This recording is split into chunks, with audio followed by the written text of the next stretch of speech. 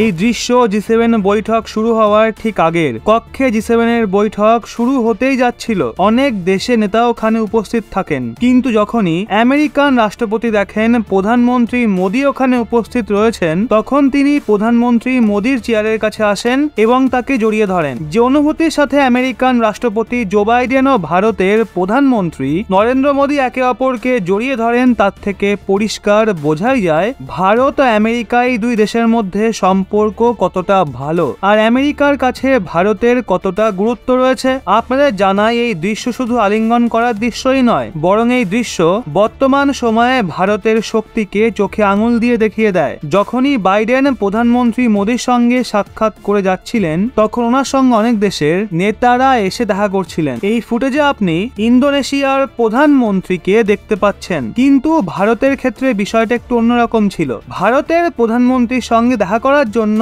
American রাষ্ট্রপতি স্বয়ং নিজে এগিয়ে আসেন, কিন্তু আমেরিকার সঙ্গে সাক্ষাৎ করার জন্য বিশ্বের অন্যান্য দেশের নেতারা বাইডেনের কাছে যাচ্ছিলেন। এই দৃশ্য জি7-এর। জাপান এবছর জি7-এর বৈঠক আয়োজিত করেছে। ভারত এই বৈঠকে অংশ নেওয়ার জন্য জাপানে গেছে। প্রধানমন্ত্রী মোদী 19 থেকে 21 মে পর্যন্ত জাপানে উপস্থিত থাকছেন। জাপানের প্রধানমন্ত্রী ফুমিও কিশিদাই প্রধানমন্ত্রী মোদীকে জি7-এ অংশ নেওয়ার জন্য আমন্ত্রণ পাঠিয়েছেন। ভারত ও জাপানের মধ্যে খুব ভালো সম্পর্ক রয়েছে, আর বর্তমানে ভারত ও জাপান এই সম্পর্ককে আরো মজবুত করার জন্য জি7 বৈঠকে অনেক গুরুত্বপূর্ণ বিষয় নিয়ে আলোচনা করেছেন। ভারত কিন্তু জি7-এর সদস্য নয়, কিন্তু তা সত্ত্বেও ভারত প্রতি বছর জি7-এর বৈঠকের আমন্ত্রণ পত্র পায়। তো বন্ধুরা, এই দৃশ্য দেখে আপনারা কতটা খুশি হলেন? ভারতীয় হিসেবে কি নিজেকে গর্বিত বলে মনে হচ্ছে? নিচে কমেন্টে অবশ্যই জানান।